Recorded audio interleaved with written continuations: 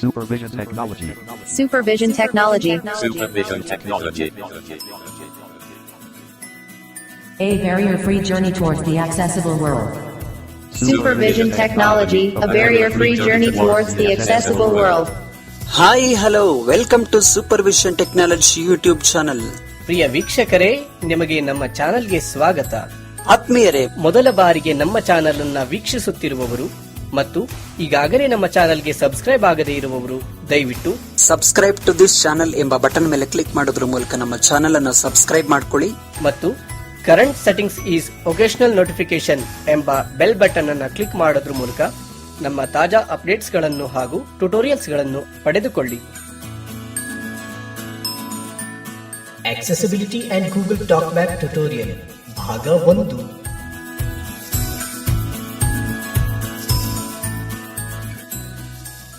ನನ್ನೆಲ್ಲ ಆತ್ಮೀಯ ಸ್ನೇಹಿತರೆ, ಸೂಪರ್ವಿಷನ್ ಮತ್ತು ವರ್ಲ್ಡ್ ಆಫ್ ಕಂಪ್ಯೂಟಿಂಗ್ ಟೆಕ್ನಾಲಜಿ ಎಂಬ ಉಭಯ ಗುಂಪುಗಳು ಪ್ರಸ್ತುತಪಡಿಸ್ತಾ ಇರುವಂತಹ ಮತ್ತೊಂದು ಟ್ಯುಟೋರಿಯಲ್ಗೆ ನಿಮ್ಮೆಲ್ಲರನ್ನು ಸ್ವಾಗತಿಸ್ತಾ ಇದ್ದೇನೆ. ನಾನು ನಿಮ್ಮ ವಿಜಯ್.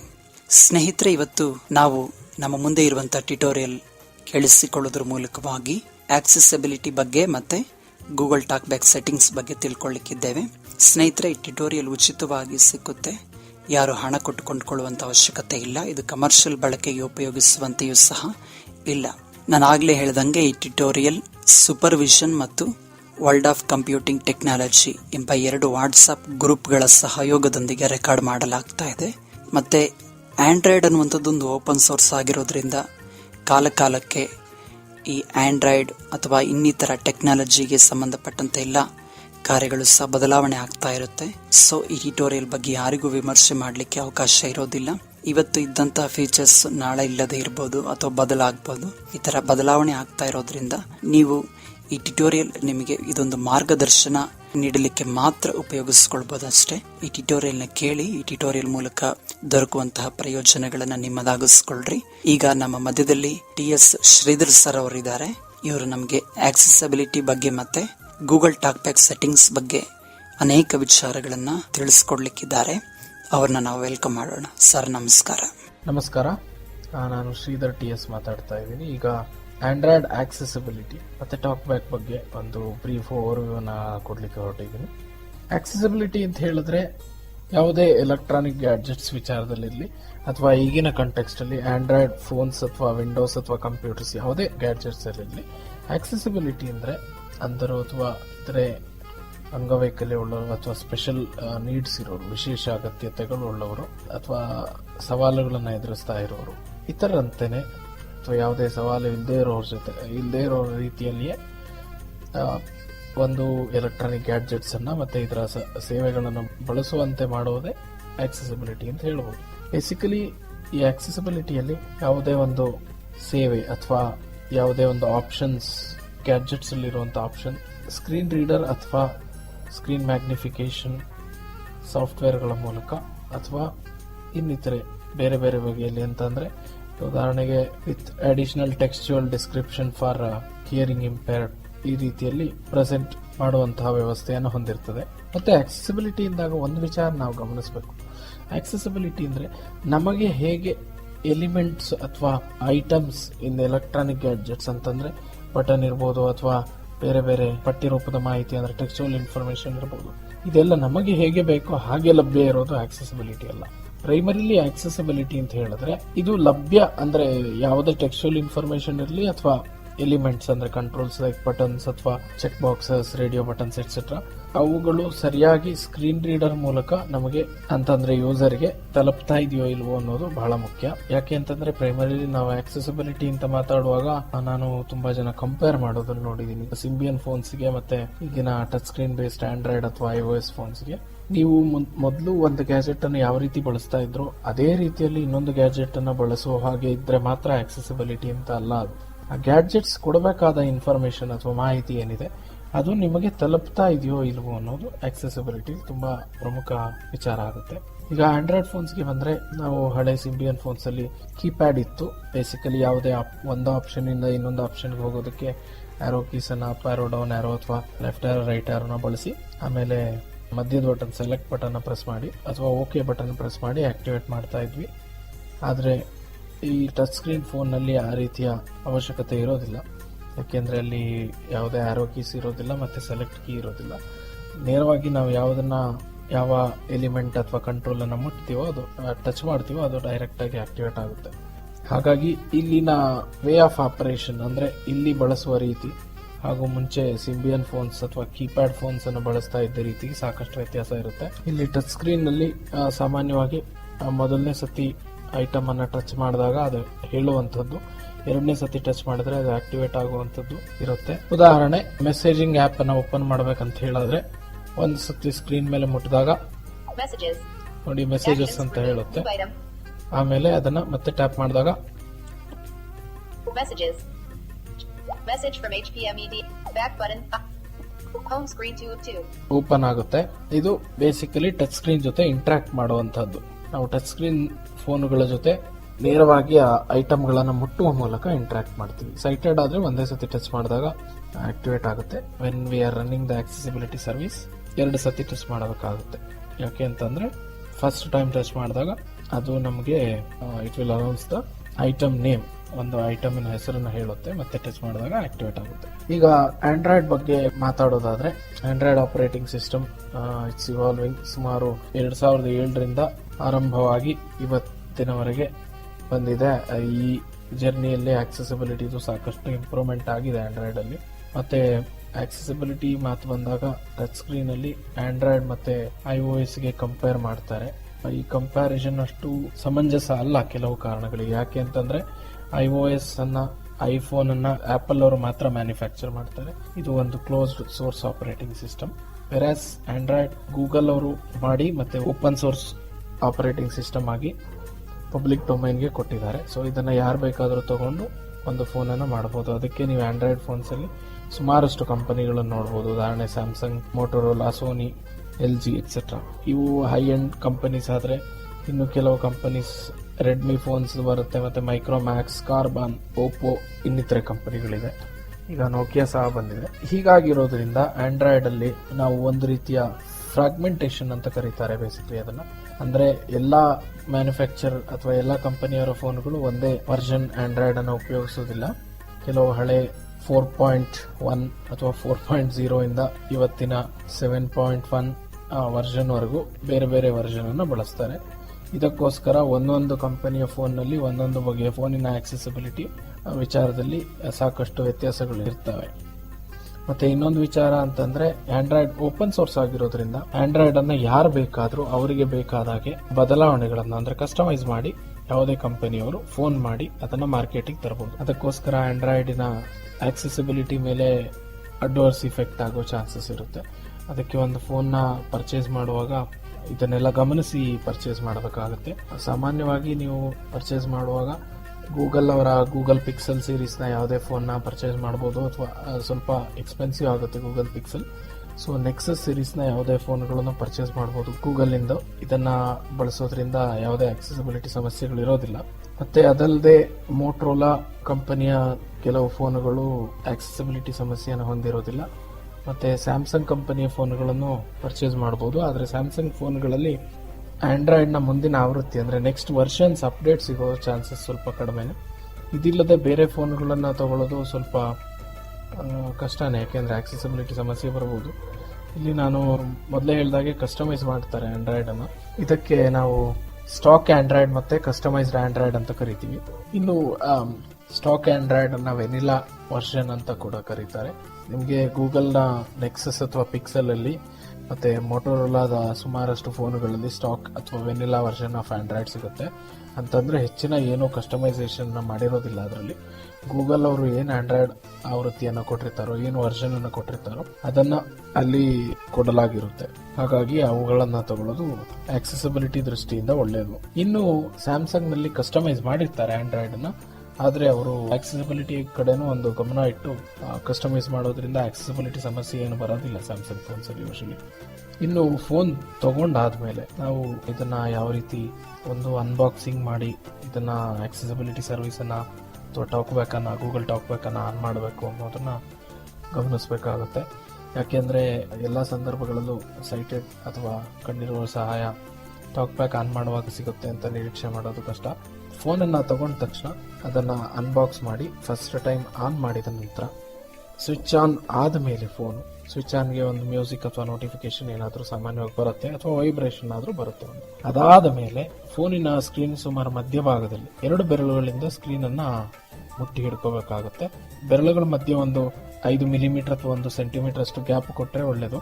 ಯಾಕೆ ಅಂತಂದ್ರೆ ಕೆಲವು ಟಚ್ ಸ್ಕ್ರೀನ್ಗಳು ಸೆನ್ಸಿಟಿವಿಟಿ ಕಡಿಮೆ ಇರೋದ್ರಿಂದ ಒಟ್ಟಿಗೆ ಇಟ್ಟರೆ 2 ಬೆರಳನ್ನ ಒಂದೇ ಆಗಿ ರೆಕಗ್ನೈಸ್ ಮಾಡೋ ಚಾನ್ಸ್ ಇರುತ್ತೆ. ಸೊ ಆ ವಿಚಾರದಲ್ಲಿ ಸ್ವಲ್ಪ ಕೇರ್ಫುಲ್ ಆಗಿ ಇರಬೇಕಾಗುತ್ತೆ. ಆದ್ರೆ ಸುಮಾರು ಹೈ ಎಂಡ್ ಫೋನ್ಸ್ ಅಥವಾ ಸಾಮಾನ್ಯವಾಗಿ ಹೈ ಎಂಡ್ ಫೋನ್ಸ್ ಅಲ್ಲಿ ಈ ಸಮಸ್ಯೆ ಬರೋದಿಲ್ಲ. 2 ಬೆರಳುಗಳನ್ನ ಒಟ್ಟಿಗೆ ಸ್ಕ್ರೀನ್ ಮೇಲೆ ಇಟ್ಟು ಹೋಲ್ಡ್ ಮಾಡಿದ್ರೆ ಆಕ್ಸೆಸಿಬಿಲಿಟಿ ಸರ್ವಿಸ್ ಆನ್ ಆಗುತ್ತೆ, ಟಾಕ್ ಬ್ಯಾಕ್ ಟರ್ನ್ ಆನ್ ಆಗುತ್ತೆ, ಒಂದು ಮೆಸೇಜ್ ಅನ್ನು ಕೂಡ ಅದು ಹೇಳುತ್ತೆ, ಜೊತೆಲಿ ವೈಬ್ರೇಷನ್ ಬರುತ್ತೆ. ಒಂದ್ಸತಿ ಟಾಕ್ ಬ್ಯಾಕ್ ಟರ್ನ್ ಆನ್ ಆದ್ಮೇಲೆ ನಮ್ಮ ಫೋನಿಗೆ ಫಸ್ಟ್ ವೈಫೈ ಅನ್ನ ಕನೆಕ್ಟಿವಿಟಿನ ಕೊಡಬೇಕಾಗುತ್ತೆ. ಮತ್ತೆ ಈ ಕೆಲಸ ಮಾಡುವಾಗ ಹೆಡ್ಫೋನ್ ಹ್ಯಾಂಡಿ ಇದ್ರೆ ಒಳ್ಳೇದು. ಯಾಕೆ ಅಂತಂದ್ರೆ talk back first time turn on ಆದಾಗ speak password only when headphone is connected ಅನ್ನುವಂಥ ಆಪ್ಷನ್ ಇರುತ್ತೆ. ಅಂದ್ರೆ ಹೆಡ್ಫೋನ್ ಕನೆಕ್ಟ್ ಆಗಿದ್ರೆ ಮಾತ್ರ ಪಾಸ್ವರ್ಡ್ ಅನ್ನ ಅದು ಹೇಳುತ್ತೆ ಟೈಪ್ ಮಾಡುವಾಗ, ಇಲ್ಲ ಅಂತಂದ್ರೆ ಪಾಸ್ವರ್ಡ್ ಹೇಳೋದಿಲ್ಲ, ಡಾಟ್ ಅಂತ ಹೇಳುತ್ತೆ. ಈ ತರ ಆದಾಗ ಒಂದು ಕೀಬೋರ್ಡ್ ಅನ್ನ ಬಳಸಿ ಈ ಪಾಸ್ವರ್ಡ್ ಅನ್ನ ಟೈಪ್ ಮಾಡೋದು ಸ್ವಲ್ಪ ಕಷ್ಟ ಆಗೋದ್ರಿಂದ ಹೆಡ್ಫೋನ್ ಕೈಯಲ್ಲಿದ್ರೆ ಹೆಡ್ಫೋನ್ ನ ಕನೆಕ್ಟ್ ಮಾಡಿದ ತಕ್ಷಣ ಇದು ಪಾಸ್ವರ್ಡ್ ಅನ್ನ ಹೇಳೋದ್ರಿಂದ ಈಸಿಯಾಗಿ ವೈಫೈನ ಕನೆಕ್ಟ್ ಮಾಡಬಹುದು. ಅದಾದ ನಂತರ ನಿಮ್ಮ ಜಿಮೇಲ್ ಅಕೌಂಟ್ ಅನ್ನ ಕನ್ಫಿಗರ್ ಮಾಡಬೇಕಾಗುತ್ತೆ. ಸೊ ಇದಕ್ಕೆ ಆನ್ ಸ್ಕ್ರೀನ್ ಇನ್ಸ್ಟ್ರಕ್ಷನ್ ಫಾಲೋ ಮಾಡಿದ್ರೆ ಮಾಡಬಹುದು, because the on screen instructions are self explanatory. ಒಂದು ಸತಿ ಆದ್ಮೇಲೆ ನಾವು ಗೂಗಲ್ ಟಾಕ್ ಬ್ಯಾಕ್ ಅನ್ನ ಕಸ್ಟಮೈಸ್ ಮಾಡ್ಕೋಬೇಕಾಗುತ್ತೆ. ನಮ್ಮ ಪ್ರಿಫರೆನ್ಸ್ ಹೇಗಿದೆ ಅನ್ನೋದನ್ನ ನೋಡಿ ಅದಕ್ಕೆ ಸೂಟಬಲ್ ಆಗಿ ಗೂಗಲ್ ಟಾಕ್ ಬ್ಯಾಕ್ ಅನ್ನ ಸೆಟ್ ಮಾಡಬೇಕಾಗುತ್ತೆ. ಇನ್ನು ಗೂಗಲ್ ಟಾಕ್ ಬ್ಯಾಕ್ ಬಗ್ಗೆ ಹೇಳೋದಾದ್ರೆ, Google talk back is a screen reader. Screen reader ಅಂತ ಹೇಳಿದ್ರೆ ಯಾವುದೇ ಒಂದು ಗ್ಯಾಜೆಟಿನ ಸ್ಕ್ರೀನ್ ಅಥವಾ ಪರದೆಯ ಮೇಲೆ, ಕಂಪ್ಯೂಟರ್ ಇರಲಿ ಅಥವಾ ಮೊಬೈಲ್ ಫೋನ್ ಸೆಲ್ ಫೋನ್ ಇರಲಿ, ಇದರ ಪರದೆಯ ಮೇಲೆ ಬಂದ ಯಾವುದೇ ಪಠ್ಯವನ್ನ, ಎಲಿಮೆಂಟ್ ಅನ್ನ ಅಥವಾ ಟೆಕ್ಸ್ಚುಯಲ್ ಇನ್ಫಾರ್ಮೇಶನ್ ಅಂತ ಹೇಳೋಣ, ಇನ್ಕ್ಲೂಡಿಂಗ್ ಎಲಿಮೆಂಟ್ಸ್, ಯಾವುದೇ ಪಠ್ಯಾಧಾರಿತ ಮಾಹಿತಿಯನ್ನು ಅಥವಾ elements like buttons et cetera other controls ಎಲ್ಲವನ್ನ ಒಂದು ಟೆಕ್ಸ್ಟ್ ಟು ಸ್ಪೀಚ್ ಅಂತ ಅಂದ್ರೆ ಪಠ್ಯವನ್ನ ಧ್ವನಿಗೆ ಬದಲಾಯಿಸುವ ತಂತ್ರಾಂಶದ ಸಹಾಯದಿಂದ ಅಂಧರಿಗೆ ಅನುಕೂಲಕ್ಕಾಗಿ ಹೇಳುವಂತಹ ಒಂದು ವ್ಯವಸ್ಥೆ ಇನ್ನ ಸ್ಕ್ರೀನ್ ರೀಡರ್ ಅಂತ ಹೇಳ್ಬೋದು. ಇಲ್ಲಿ ಏನಾಗುತ್ತೆ ಅಂತಂದ್ರೆ screen reader is basically a bridge between operating system accessibility and text to speech output. ಅಂದ್ರೆ ಪರದೆಯ ಮೇಲೆ ಬಂದಂತ ಮಾಹಿತಿಯನ್ನ ಧ್ವನಿ ರೂಪಕ್ಕೆ ಬದಲಾಯಿಸಿ ಹೇಳುವಂತಹದ್ದು ಅಂತ ಒಂದು ಸಿಂಪಲ್ ಆಗಿ ಹೇಳ್ಬೋದು. ಸ್ಕ್ರೀನ್ ರೀಡರ್ ನ ಡಿಫೈನ್ ಮಾಡಬಹುದು. ಸ್ಕ್ರೀನ್ ರೀಡರ್ ಹೇಗೆ ಫಂಕ್ಷನ್ ಮಾಡುತ್ತೆ ಅಂದ್ರೆ, in case if you are curious technical point of view, operating system ನಲ್ಲಿ ಯಾವುದೇ ಒಂದು ಕಾರ್ಯ ನಡೆದಾಗ, ಆಕ್ಷನ್ ಆದಾಗ, ಅಂದ್ರೆ ನೀವು ಟಚ್ ಮಾಡೋದು ಒಂದು ಆಕ್ಷನ್, ಅದು ಒಂದು ಇವೆಂಟ್ ಅನ್ನ ಫೈರ್ ಮಾಡುತ್ತೆ. ಆ ಇವೆಂಟ್ ಅಲ್ಲಿ ಒಂದು ಆಕ್ಸೆಸಿಬಿಲಿಟಿಯನ್ನ ಸಹ ಫೈರ್ ಮಾಡುತ್ತೆ. ಅಂತಂದ್ರೆ ಆಕ್ಷನ್ ಡೀಟೇಲ್ಸ್ ಅನ್ನ ಸ್ಕ್ರೀನ್ ರೀಡರ್ಗೆ ಕಳಿಸೋದಕ್ಕೋಸ್ಕರ ಒಂದು ಆಕ್ಸೆಸಿಬಿಲಿಟಿ ಸಬ್ ಇವೆಂಟ್ ಫೈರ್ ಆಗುತ್ತೆ. ಇದು ಸಾಮಾನ್ಯ ಬಳಕೆದಾರರಿಗೆ ಅಗತ್ಯ ಇರೋದಿಲ್ಲ. ಇದು ಟೆಕ್ನಿಕಲ್ ಆಗಿ ಅಥವಾ ಪ್ರೋಗ್ರಾಮರ್ಸ್ ಅಥವಾ ಇಂಜಿನಿಯರ್ಸ್ಗೆ ಇದರ ಅವಶ್ಯಕತೆ ಇದೆ.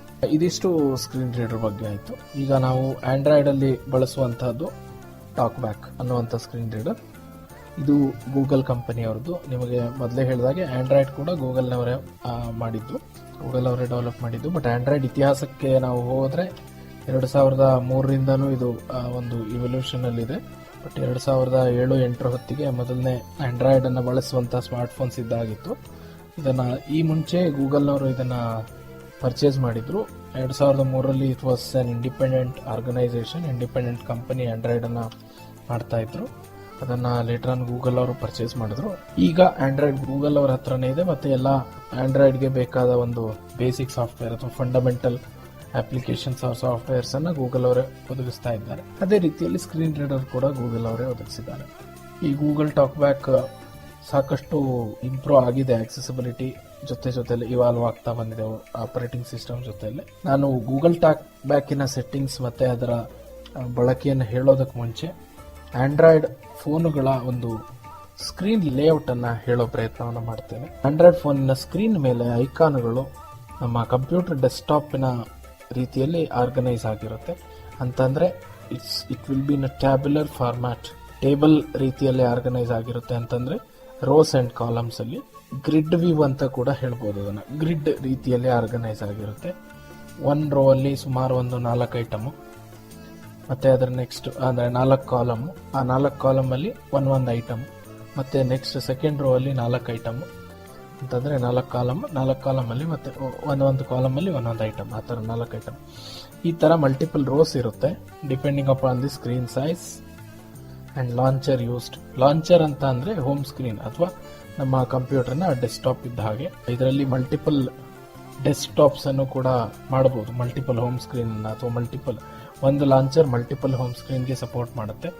ಬಹುಶಃ ಇದು ಲಿನಕ್ಸ್ ಕಂಪ್ಯೂಟರ್ನ ಲೈನಕ್ಸ್ ಆಪರೇಟಿಂಗ್ ಸಿಸ್ಟಮ್ ಅನ್ನು ಬಳಸಿದವರಿದ್ರೆ ವಿಜುವಲೈಸೇಷನ್ ತುಂಬಾ ಈಸಿ ಆಗುತ್ತೆ. ವಿಂಡೋಸ್ ಅಲ್ಲಿ ನಿಮಗೆ ಮಲ್ಟಿಪಲ್ ಡೆಸ್ಕ್ಟಾಪ್ಗೆ ಆಪ್ಷನ್ ಇಲ್ಲ, ಲೈನಕ್ಸ್ ಅಲ್ಲಿ ಒಂದಕ್ಕಿಂತ ಹೆಚ್ಚು ಡೆಸ್ಕ್ಟಾಪ್ ಸ್ಕ್ರೀನ್ಗಳನ್ನ ನಮ್ಮ ಕಂಪ್ಯೂಟರ್ನಲ್ಲಿ ಹೊಂದಬಹುದು.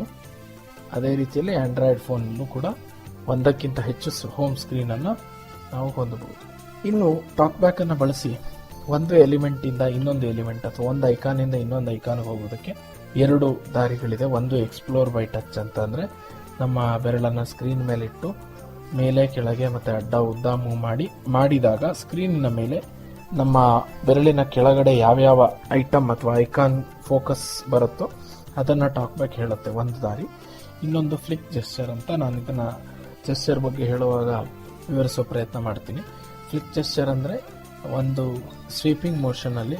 ಓಕೆ, ಈಗ ಆಕ್ಸೆಸಿಬಿಲಿಟಿ ಬಗ್ಗೆ ನಾನು ಹೇಳ್ತಾ ಇದ್ದೀನಿ, ಇದನ್ನ ಹಾಗೆ ಕೇಳಿಸ್ಕೊಳ್ಳಿ. ಇಂಪಾರ್ಟೆಂಟ್ ಸೆಟ್ಟಿಂಗ್ಸ್ ಅನ್ನ ನಾನು ಹೇಳ್ತೀನಿ. ಇನ್ನು ಆಕ್ಸೆಸಿಬಿಲಿಟಿ ಹೋಗುವಂತಹದ್ದು, ಸೆಟ್ಟಿಂಗ್ಸ್ ಅನ್ನ ಬಳಸಿ ಹೋಗುವಂತದ್ದು ಹೇಗೆ ಅನ್ನೋದನ್ನ ನಾನು ನಂತರ ನಿಮ್ಗೆ ಸ್ಕ್ರೀನ್ ನ್ಯಾವಿಗೇಷನ್ ಬಗ್ಗೆ ಹೇಳುವಾಗ ಹೇಳ್ತೀನಿ. Accessibility. Services heading in list 25 items. ಇಲ್ಲಿ ನೋಡಿ, ಗಮನಿಸಿರ್ಬೋದು ನೀವು, ಸರ್ವಿಸಸ್ ಇದು ಒಂದು ಹೆಡ್ಡಿಂಗ್, ಅಂದ್ರೆ ಆಕ್ಸೆಸಿಬಿಲಿಟಿ ಅಂಡರ್ಲಿ ಬರುವಂತ ಸರ್ವಿಸಸ್ ಈ ಹೆಡ್ಡಿಂಗ್ ಕೆಳಗಡೆ ಇರುತ್ತೆ. ಇದು ಲಿಸ್ಟ್ 25 ಐಟಮ್ಸ್ ಅಂತ ಹೇಳ್ತಾ ಇದೆ. ಅಂತ ಅಂದ್ರೆ ಇಲ್ಲಿ 25 ಐಟಮ್ಗಳಿದಾವೆ. ಯಾವ್ಯಾವ್ದು ಅಂತ ಕ್ವಿಕ್ ಆಗಿ ನೋಡ್ಬಿಡೋಣ. Talk back on. Tap to activate. Talk back screen reader ಇದು ಆನ್ ಆಗಿದೆ. Talk back is primary screen reader in Android operating system which is developed by Google and ships with Android operating system. ಅಂತಂದ್ರೆ ಇದು Google ಅವರು ಮಾಡಿದ್ದು screen reader, ಮತ್ತೆ ಇದು ಹೆಚ್ಚಾಗಿ Android operating system ಅಲ್ಲಿ ಇನ್ಬಿಲ್ಟ್ ಅಪ್ಲಿಕೇಶನ್ ಆಗಿ ಇರುತ್ತೆ. Select to speak off. Tap to activate. Select to speak ಇದು ಹೊಸದಾಗಿ ಬಂದಿರುವಂತಹ ಅಪ್ಲಿಕೇಶನ್. ಇದು ಆಂಡ್ರಾಯ್ಡ್ 7.0 ದಲ್ಲಿ ಅವೈಲೇಬಲ್ ಇದೆ. ಇದರಲ್ಲಿ ಏನಾಗುತ್ತೆ ಅಂತಂದ್ರೆ ಬೇಸಿಕಲಿ ಲೇಟೆಸ್ಟ್ ಟಾಕ್ ಬ್ಯಾಕ್ ಜೊತೆ ಬಂದಿರುವಂತದ್ದು. ಇದರಲ್ಲಿ ಟಾಕ್ ಬ್ಯಾಕಿನ ಸ್ಕ್ರೀನ್ ರೀಡರ್ ಫಂಕ್ಷನಾಲಿಟೀಸ್ ಇರೋದಿಲ್ಲ, ಆದ್ರೆ ಕೆಲವು ಆಡಿಯೋ ಬುಕ್ಸ್ ಅಥವಾ ಪುಸ್ತಕಗಳನ್ನು ಓದೋದಕ್ಕೆ ಅಥವಾ ಕೆಲವು ವೆಬ್ ಆರ್ಟಿಕಲ್ಸ್ ನ ಓದೋದಕ್ಕೆ ಯೂಸ್ ಮಾಡಬಹುದು. Switch access off. Tap to activate. Switch access ಅಂತ ಇದೆ. ಸ್ವಿಚ್ ಆಕ್ಸೆಸ್ ಅಂದ್ರೆ ಇದು ಸ್ವಿಚಸ್ ಅಂತ ಬರುತ್ತೆ, ಆಕ್ಸೆಸಿಬಿಲಿಟಿ ಸ್ವಿಚಸ್ ಅಂತ ಒಂದು ಕೀಬೋರ್ಡ್ ರೀತಿಯಲ್ಲಿರುತ್ತೆ. 2 ಸ್ವಿಚಸ್ 3 ಸ್ವಿಚಸ್ ಎಲ್ಲ ಒಂದು ಬೋರ್ಡ್ ಬರುತ್ತೆ, ಅದನ್ನ ಕನೆಕ್ಟ್ ಮಾಡೋದಕ್ಕೆ ಆಫ್ ಆಗಿದೆ. ಇದು Moto actions accessibility on. Moto actions ಇದು ಮ್ಯಾನುಫ್ಯಾಕ್ಚರ್ ಸ್ಪೆಸಿಫಿಕ್. ಇದರ ಬಗ್ಗೆ ನಾನು ಮತ್ತೆ ಹೆಚ್ಚು ಹೇಳೋದಕ್ಕೆ ಹೋಗೋದಿಲ್ಲ, ಇದನ್ನ ನೀವು ಎಕ್ಸ್ಪ್ಲೋರ್ ಮಾಡಬಹುದು. Inputting plus on. ಇನ್ಪುಟಿಂಗ್ ಪ್ಲಸ್ ಇದು ಒಂದು ಟೆಕ್ಸ್ಟ್ ಎಡಿಟರ್ ಹೆಲ್ಪರ್. ಇದು ಈ ಟ್ಯುಟೋರಿಯಲ್ ನ ವ್ಯಾಪ್ತಿಗೆ ಬರೋದಿಲ್ಲ. ಇದು Audex on. ಆಡೆಕ್ಸ್ ಅನ್ನುವಂಥದ್ದು ಇದು ಒಂದು ಆಕ್ಸೆಸಿಬಿಲಿಟಿ ಸರ್ವಿಸ್. ಇದರಲ್ಲಿ ಸ್ಮಾರ್ಟ್ ಲೇಬಲಿಂಗ್ ಮತ್ತೆ ವೇರಿಯಸ್ ಸೌಂಡ್ ಸ್ಕೀಮ್ಸ್ ಎಲ್ಲ ಅವೈಲೇಬಲ್ ಇದೆ. System heading. ಈಗ ಸರ್ವಿಸ್ ಆಯ್ತು. Next heading system. ಅಂದ್ರೆ ಬೈ ಸಿಸ್ಟಮ್ ಡಿಫಾಲ್ಟ್ ಕೆಲವು ಆಕ್ಸೆಸಿಬಿಲಿಟಿ ಫೀಚರ್ ನ ಕೊಟ್ಟಿರ್ತಾರೆ, ಇದಕ್ಕೆ ಯಾವುದೇ ಸರ್ವಿಸ್ ನ ಆಕ್ಟಿವೇಟ್ ಮಾಡಬೇಕಾಗಿಲ್ಲ. Captions off. Tap to activate. Captions ಇದು ನಾನು ಹಿಯರಿಂಗ್ ಇಂಪೇರ್ಡ್ ವಿಚಾರವಾಗಿ ಹೇಳುವಾಗ ಹೇಳಿದೆ. ಕೆಲವು ಟೆಕ್ಸ್ಚುಯಲ್ ಕ್ಯಾಪ್ಷನ್ಸ್ ಬೇಕಾಗುತ್ತೆ, ಕೆಲವು ಆಡಿಯೋ ಏನಾದರೂ ಇದ್ರೆ ಅಥವಾ ಸೌಂಡ್ಸ್ಗೆ ಅದನ್ನ ಇಲ್ಲಿಂದ ಮಾಡಬಹುದು. ಕುತೂಹಲ ಇದ್ರೆ ಎಕ್ಸ್ಪ್ಲೋರ್ ಮಾಡಿ ನೋಡಿ. Magnification gesture off. ಮ್ಯಾಗ್ನಿಫಿಕೇಶನ್ ಅಂತ ಹೇಳಿದ್ರೆ ಬೇಸಿಕಲಿ ಸ್ಕ್ರೀನ್ ಅನ್ನ ಒಂದು ದೊಡ್ಡದಾಗಿ ಕಾಣೋ ಹಾಗೆ ಮಾಡುವಂತಹದ್ದು. ಇದು ಲೋ ವಿಷನ್ ಅಥವಾ ಪಾರ್ಷಿಯಲಿ ಸೈಟೆಡ್ಸ್ ಗೆ ಉಪಯೋಗ ಆಗುತ್ತೆ. ಮ್ಯಾಗ್ನಿಫಿಕೇಶನ್ ಜೆಸ್ಚರ್ಸ್ ಅಂದ್ರೆ ಸ್ಕ್ರೀನ್ ಅನ್ನ ಎಷ್ಟು ದೊಡ್ಡದಾಗಿ ಝೂಮ್ ಮಾಡಬೇಕು, ಇದಕ್ಕೆಲ್ಲ ಬೇರೆ ಬೇರೆ ಜೆಸ್ಚರ್ಸ್ ಇದೆ, ಬಟ್ ಅದು ಸಿಸ್ಟಮ್ ಆಪ್ಷನ್. ಇದು ಆಫ್ ಆಗಿದೆ ನನ್ನ ಫೋನ್ ಅಲ್ಲಿ. Font size default. Tap to font activate. Size ಇದನ್ನು ಕೂಡ ಅಷ್ಟೇ ಲೋ ವಿಷನ್ ಅವರಿಗೆ ಉಪಯೋಗ ಆಗುತ್ತೆ. ಫಾಂಟ್ ಸೈಜ್ ಅನ್ನ ಲಾರ್ಜ್ ಇಟ್ಕೊಂಡ್ರೆ ಲೋ ವಿಷನ್ ಅವರಿಗೆ ಸ್ಕ್ರೀನ್ ಅನ್ನ ನೋಡೋದಕ್ಕೆ ಈಸಿ ಆಗುತ್ತೆ. Magnification gesture off. Font size display size default. Display Tap to size activate. ಇದನ್ನ ದೊಡ್ಡದು ಮಾಡ್ಕೋಬಹುದು. ಇದು ಅಷ್ಟೇ ಲೋ ವಿಷನ್ ಅವರಿಗೆ ಹೆಚ್ಚು ಉಪಯುಕ್ತ. Click after pointer stops moving off. Click after pointer stops moving ಇದು ಡೆಕ್ಸ್ಟರಿಟಿ ಇಂಪೇರ್ಮೆಂಟ್ ಇದ್ದವರಿಗೆ ಬಹುಶಃ ಉಪಯೋಗ ಆಗುತ್ತೆ. ಅಂತ ಅಂದ್ರೆ ನಾವು ಫಿಂಗರ್ ನ ಸ್ಕ್ರೀನ್ ಮೇಲೆ ಮೂವ್ ಮಾಡಿ ಮತ್ತೆ ಲಿಫ್ಟ್ ಮಾಡಿದ ತಕ್ಷಣ ಆಟೋಮ್ಯಾಟಿಕ್ಲಿ ಯಾವ ಐಟಮ್ ಫೋಕಸ್ ಇದೆಯೋ ಅದು ಆಕ್ಟಿವೇಟ್ ಆಗುವಂತದ್ದು. ಇದು ಹೆಚ್ಚು ಬಳಕೆಗೆ ಬೇಕಾಗೋದಿಲ್ಲ. ಇದನ್ನೆಲ್ಲ ನೀವು ಎಕ್ಸ್ಪ್ಲೋರ್ ಮಾಡಿ ನೋಡಬಹುದು. Power button ends call on switch. ಇದು ತುಂಬಾ Tap to ಉಪಯುಕ್ತ. activate. ಪವರ್ ಬಟನ್ ಎಂಡ್ಸ್ ಕಾಲ್ ಅಂತಂದ್ರೆ ನೀವು ಒಂದು ಫೋನ್ ಕಾಲ್ ಅಲ್ಲಿ ಇದ್ದಾಗ ಅದನ್ನ ಕಟ್ ಮಾಡೋದಕ್ಕೆ ಅಥವಾ ಅದನ್ನ ಎಂಡ್ ಮಾಡೋದಕ್ಕೆ ಸಾಮಾನ್ಯವಾಗಿ ಸ್ಕ್ರೀನ್ ಮೇಲಿರೋ ಎಂಡ್ ಬಟನ್ ಅನ್ನ ಟಚ್ ಮಾಡಬೇಕಾಗುತ್ತೆ. ಅದು ಸ್ವಲ್ಪ ಕಷ್ಟ ಫೋನ್ ಕಾಲ್ ಅಲ್ಲಿ ಇದ್ದಾಗ ವಿಷುವಲ್ ಇಂಪೇರ್ಸ್ಗೆ. ಸೊ ಅದಕ್ಕೆ ಪವರ್ ಬಟನ್ ಎಂಡ್ಸ್ ಕಾಲ್ ಅಂತ ಒಂದು ಆಪ್ಷನ್ ಇದೆ. ಅದನ್ನ ಆನ್ ಮಾಡ್ಕೋಬಹುದು. ನಾನು ಆನ್ ಮಾಡ್ಕೊಂಡಿದ್ದೀನಿ. High contrast. Power button ends call on switch. Tap to activate. Auto rotate screen off switch. ಇದು ಬಹಳ ಮುಖ್ಯ. ಆಟೋ ರೋಟೇಟ್ ಸ್ಕ್ರೀನ್ ಅಂತ ಒಂದು ಆಪ್ಷನ್ ಇದೆ. ಆಟೋ ರೋಟೇಟ್ ಸ್ಕ್ರೀನ್ ಆಫ್ ಆಗಿದೆ ಏನಂದ್ರಲ್ಲಿ. ಆಟೋ ರೋಟೇಟ್ ಸ್ಕ್ರೀನ್ ಅಂದ್ರೆ ನಮ್ಮ ಫೋನ್ ಅನ್ನ ನಾವು ವರ್ಟಿಕಲ್ ಆಗಿ ಅಥವಾ ಹಾರಿಜೆಂಟಲ್ ಆಗಿ ಹಿಡ್ಕೋಬಹುದು. ಅಂತ ಅಂದ್ರೆ ಪೋರ್ಟ್ರೇಟ್ ಮೋಡ್ ಅಲ್ಲಿ ಅಥವಾ ಲ್ಯಾಂಡ್ಸ್ಕೇಪ್ ಮೋಡ್ ಅಲ್ಲಿ. ಪೋರ್ಟ್ರೇಟ್ ಮೋಡ್ ಅಲ್ಲಿ ಹಿಡ್ಕೊಂಡಿದ್ದಾಗ ಪೋರ್ಟ್ರೇಟ್ ಆಗಿರುತ್ತೆ. ಲ್ಯಾಂಡ್ಸ್ಕೇಪ್ ಮೋಡ್ ಅಲ್ಲಿ ಹಿಡ್ಕೊಂಡಾಗ ಸ್ಕ್ರೀನ್ ಕೂಡ ಲ್ಯಾಂಡ್ಸ್ಕೇಪ್ ಮೋಡ್ಗೆ ಹೋಗುತ್ತೆ. ಆದ್ರೆ ನಾವು ಆಟೋ ರೋಟೇಟ್ ಸ್ಕ್ರೀನ್ ಅನ್ನ ಆಫ್ ಮಾಡಿ ಇಟ್ಕೊಂಡ್ರೆ ಪೋರ್ಟ್ರೇಟ್ ಮೋಡ್ ಅಲ್ಲಿ ಇದ್ರೂ ಫೋನ್ ಅಥವಾ ಲ್ಯಾಂಡ್ಸ್ಕೇಪ್ ಮೋಡ್ ಅಲ್ಲಿ ಇದ್ರೂ ಸ್ಕ್ರೀನ್ ಮಾತ್ರ ಪೋರ್ಟ್ರೇಟ್ ಮೋಡ್ ಅಲ್ಲೇ ಇರುತ್ತೆ. ವರ್ಟಿಕಲ್ ಅಥವಾ ಹಾರಿಜೆಂಟಲ್ ಎರಡು ರೀತಿಯಲ್ಲಿ ಹಿಡ್ಕೋಬಹುದು. ಅಂದ್ರೆ ಅಡ್ಡಡ್ಡವಾಗಿ ಅಥವಾ ಉದ್ದವಾಗಿ ಹಿಡ್ಕೊಂಡ್ರೆ ಅದು ಪೋರ್ಟ್ರೇಟ್, ಮತ್ತೆ ಅಡ್ಡಡ್ಡವಾಗಿ ಹಿಡ್ಕೊಂಡ್ರೆ ಅದು ಲ್ಯಾಂಡ್ಸ್ಕೇಪ್ ಅಂತ ಹೇಳಬಹುದು. ಸಿಂಪಲ್ ಆಗಿ ಹೇಳೋದಂದ್ರೆ ಮುಂದೆ ಬರುವಂತದ್ದು Speak passwords on switch. ಇದು ಬಹಳ ಇಂಪಾರ್ಟೆಂಟ್. ಒಂದು ಬಗೆಯಲ್ಲಿ ಸ್ಪೀಕ್ ಪಾಸ್ವರ್ಡ್ ಅಂತ ಹೇಳಿದ್ರೆ ನೀವು ಪಾಸ್ವರ್ಡ್ ಅನ್ನ ಎಂಟರ್ ಮಾಡುವಾಗ ಕೀಬೋರ್ಡಿನ ಮೇಲೆ ಬೆರಳನ್ನು ತೆಗೆದುಕೊಂಡು ಹೋಗಬೇಕಾಗುತ್ತೆ. ಮತ್ತೆ ಯಾವ ಅಕ್ಷರವನ್ನ ಟಾಕ್ ಬ್ಯಾಕ್ ಅನೌನ್ಸ್ ಮಾಡುತ್ತೋ ಆಗ ನೀವು ಲಿಫ್ಟ್ ಮಾಡಬೇಕಾಗುತ್ತೆ. ಸಪೋಸ್ ನಿಮ್ಮ ಪಾಸ್ವರ್ಡ್ ಅಂತ ಇದ್ರೆ ಫಸ್ಟ್ ಫಿಂಗರ್ ನ ಸ್ಕ್ರೀನ್ ಮೇಲೆ ಕೀಬೋರ್ಡ್ ಮೇಲೆ ಇಟ್ಕೊಂಡು ಮೂವ್ ಮಾಡಿ ಪಿ ಅಂತ ಹೇಳಿದ ಮೇಲೆ ಫಿಂಗರ್ ನ ಲಿಫ್ಟ್ ಮಾಡಿದ್ರೆ ಬೆರಳನ್ನ ಮೇಲೆತ್ತಿದ್ರೆ ಟೈಪ್ ಆಗುತ್ತೆ. ಅದೇ ತರ ಏನು ಮಾಡಬೇಕಾಗುತ್ತೆ, ಎಸ್ನು ಮಾಡಬೇಕಾಗುತ್ತೆ, ಮತ್ತೆ ಎಸ್ನು ಮಾಡಬೇಕಾಗುತ್ತೆ, ಸೊ ಆನ್ ಸೋ ಫೋರ್ತ್. ಈ ಸ್ಪೀಕ್ ಪಾಸ್ವರ್ಡ್ ಆಪ್ಷನ್ ಏನಾದರೂ ಆಫ್ ಆಗಿದ್ರೆ ಆ ಸಂದರ್ಭದಲ್ಲಿ ನಾವು ಕೀಬೋರ್ಡಿನ ಮೇಲೆ ಬೆರಳನ್ನ ಮೂವ್ ಮಾಡುವಂತಹ ಸಂದರ್ಭದಲ್ಲಿ ಯಾವ ಅಕ್ಷರದ ಮೇಲೆ ನಮ್ಮ ಬೆರಳಿದೆ ಅನ್ನೋದನ್ನ ಟಾಕ್ ಬ್ಯಾಕ್ ಹೇಳೋದಿಲ್ಲ ಸರಿಯಾಗಿ. ಅದಕ್ಕೋಸ್ಕರ ಸ್ಪೀಕ್ ಪಾಸ್ವರ್ಡ್ ಅನ್ನ ಆನ್ ಇಟ್ಕೋಬೇಕಾಗುತ್ತೆ. Large mouse pointer off switch. Large mouse pointer ಅಂತ ಇದೆ. ಇದನ್ನು ಅಷ್ಟೇ ಲೋ ವಿಷನ್ ಅವ್ರಿಗೆ ಯೂಸ್ ಆಗುತ್ತೆ.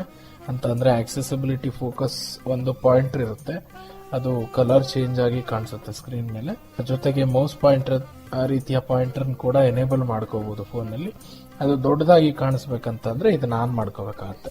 Mono audio combine channels when playing audio off switch. ಇನ್ನು ಮುಂದಿದ್ದು ಮಾನೋ ಆಡಿಯೋ ಅಂತ ಹೇಳಿದ್ರೆ combined both channels in single stream ಅಂತಂದ್ರೆ ಸ್ಟೀರಿಯೋ ಅಂದ್ರೆ ರೈಟ್ ಟು ಲೆಫ್ಟ್ ಎರಡು ಚಾನಲ್ ಇರುತ್ತೆ. ಆಡಿಯೋದಲ್ಲಿ ಒಂದೊಂದು ಚಾನಲ್ ಅಲ್ಲಿ ಒಂದೊಂದು ಬೀಟ್ಸ್ ಅನ್ನ ಅಥವಾ ಡಿಫರೆಂಟ್ ಆಡಿಯೋ ಸ್ಟ್ರೀಮ್ ಅನ್ನ ಕೊಡಬಹುದು. ಆಕ್ಚುಲಿ ಅದನ್ನ ನಿಮಗೆ ಅನೇಕ ಮ್ಯೂಸಿಕ್ ಎಫೆಕ್ಟ್ ಗಳನ್ನ ಕೊಡೋದಕ್ಕೆ ಅಥವಾ ವರ್ಚುವಲ್ ಎನ್ವಿರಾನ್ಮೆಂಟ್ ಅನ್ನೆಲ್ಲ ಮಾಡೋದಕ್ಕೆ ಬಳಸಿರ್ತಾರೆ. ಅದನ್ನ ಕೇಳಿರ್ಬೋದು ನೀವು. ಅದನ್ನ ಎರಡನ್ನೂ ಸೇರಿಸಿ ಒಂದೇ ಚಾನಲ್ ಅಲ್ಲಿ ಕೊಡುವಂತ ವ್ಯವಸ್ಥೆ ಇದೆ. ಇದು ಯೂಶಲಿ ಹಿಯರಿಂಗ್ ಇಂಪೇರ್ಡ್ಗೆ ಉಪಯೋಗ ಆಗುತ್ತೆ. ಅಂದ್ರೆ ಪಾರ್ಷಿಯಲ್ ಹಿಯರಿಂಗ್ ಇಂಪೇರ್ಮೆಂಟ್ ಇದ್ರೆ ಒಂದು ಕಿವಿ ಮಾತ್ರ ಕೇಳಿಸುವಂತ ಸಂದರ್ಭದಲ್ಲೆಲ್ಲ ಉಪಯೋಗಕ್ಕೆ ಬರುತ್ತೆ ಇದು. Accessibility shortcut on. ಈಗ ಕೇಳಿದ್ದು ಆಕ್ಸೆಸಿಬಿಲಿಟಿ ಶಾರ್ಟ್ ಕಟ್ ಅಂತ. ಈ ಆಕ್ಸೆಸಿಬಿಲಿಟಿ ಶಾರ್ಟ್ ಕಟ್ ಏನಕ್ಕೆ ಉಪಯೋಗ ಅಂತ ಹೇಳಿದ್ರೆ ನಮ್ಮ ಫೋನಿನ ಆಕ್ಸೆಸಿಬಿಲಿಟಿಯನ್ನ ವಿತೌಟ್ ಸೈಟೆಡ್ ಹೆಲ್ಪ್ ಅಥವಾ ಸೈಟೆಡ್ ಹೆಲ್ಪ್ ಇಲ್ದೇನೆ ಆನ್ ಮಾಡಬಹುದು. ಈ ಆಕ್ಸೆಸಿಬಿಲಿಟಿ ಶಾರ್ಟ್ ಕಟ್ ಆನ್ ಮಾಡಿದ್ರೆ ಆಕ್ಸೆಸಿಬಿಲಿಟಿ ಶಾರ್ಟ್ ಕಟ್ ಹೇಗೆ ವರ್ಕ್ ಆಗುತ್ತೆ ಅಂತಂದ್ರೆ ನೀವು ಈ ಶಾರ್ಟ್ ಕಟ್ ಅನ್ನು ಆನ್ ಮಾಡಿದ್ರೆ ಸಪೋಸ್ ಟಾಕ್ ಬ್ಯಾಕ್ ಡಿಸೇಬಲ್ ಆಗಿದ್ದಾಗ ಪವರ್ ಬಟನ್ ಅನ್ನು ಹೋಲ್ಡ್ ಮಾಡಿದ್ರೆ ನಿಮಗೆ ಒಂದು ವೈಬ್ರೇಷನ್ ಅಥವಾ ಸೌಂಡ್ ಕೇಳಿಸುತ್ತೆ, ಆಡಿಯೋ ನೋಟಿಫಿಕೇಶನ್ ಸೌಂಡ್. ಅದು ಬಂದ ತಕ್ಷಣ ನಿಮ್ಮ ಸ್ಕ್ರೀನ್ ಮೇಲೆ ಎರಡು ಫಿಂಗರ್ ನ ಹೋಲ್ಡ್ ಮಾಡಿದ್ರೆ ಆಕ್ಸೆಸಿಬಿಲಿಟಿ ಆನ್ ಆಗುತ್ತೆ. ಇದು ಬಹಳ ಉಪಯುಕ್ತ. ಯಾಕೆಂದ್ರೆ ಸೈಟೆಡ್ ಮತ್ತೆ ವಿಷುವಲ್ ಇಂಪೇರ್ಡ್ ಫೋನ್ ಅನ್ನ ಶೇರ್ ಮಾಡ್ತಾ ಇದ್ರೆ ತುಂಬಾ ಹೆಲ್ಪ್ಫುಲ್ ಆಗಿರುತ್ತೆ ಇದು. ನಾನು ಸಾಧ್ಯವಾದ್ರೆ ಇದರ ಕ್ವಿಕ್ ಡೆಮೋನ ಮುಂದಿನ ಸ್ಟೇಜಸ್ ಅಲ್ಲಿ ತೋರಿಸೋ ಪ್ರಯತ್ನ ಮಾಡ್ತೀನಿ. Text to speech output. Text to speech output ಅಂತ ಹೇಳಿದ್ರೆ ನಮ್ಮ ಫೋನಿನಲ್ಲಿ ಬೇರೆ ಬೇರೆ ಟೆಕ್ಸ್ಟ್ ಟು ಸ್ಪೀಚ್ ಸಾಫ್ಟ್ವೇರ್ಸ್ ಅಂತಂದ್ರೆ ಪಠ್ಯದಿಂದ ಧ್ವನಿಗೆ ಬದಲಾಯಿಸುವಂತಹ ಸಾಫ್ಟ್ವೇರ್ ನ ಇಟ್ಕೋಬಹುದು. ಉದಾಹರಣೆಗೆ ಗೂಗಲ್ ಅವ್ರದ್ದು ಟೆಕ್ಸ್ಟ್ ಟು ಸ್ಪೀಚ್ ಇದೆ. ಎಲ್ಲ ಜಾಸ್ ವಾಯ್ಸ್ ನೀವೆಲ್ಲ ಫೆಮಿಲಿಯರ್ ಇರ್ತೀರಿ. ಹೆಚ್ಚಾಗಿ ಎಲಾಕ್ವೆನ್ಸ್ ವಾಯ್ಸ್ ಅಥವಾ ಜಾಸ್ ವಾಯ್ಸ್ ಅದನ್ನು ಕೂಡ ಫೋನಲ್ಲಿ ಹಾಕೋಬಹುದು. ETI ಎಲಾಕ್ವೆನ್ಸ್ ಅಂತ ಕೋಡ್ ಫ್ಯಾಕ್ಟ್ರಿ ಅವ್ರದ್ದು. ಮತ್ತೆ ಈ ಸ್ಪೀಕ್ ಇದೆ. ಮತ್ತೆ ಹೊಸದಾಗಿ ಬಂದಿರೋ ವೋಕಲೈಸರ್ ಸಾಫ್ಟ್ವೇರ್, ಹೊಸದಾಗಿ ಬಂದಿರೋದಲ್ಲ, ಕನ್ನಡ ಭಾಷೆನ ಹೊಸದಾಗಿ ಕೊಟ್ಟಿರೋದು ವೋಕಲೈಸರ್ ಕೂಡ ಹಾಕೋಬಹುದು. ಹೀಗೆ ಬೇರೆ ಬೇರೆ ಟೆಕ್ಸ್ಟ್ ಟು ಸ್ಪೀಚ್ ಸಾಫ್ಟ್ವೇರ್ ಗಳನ್ನ ಇಲ್ಲಿ ಹಾಕೋಬಹುದು.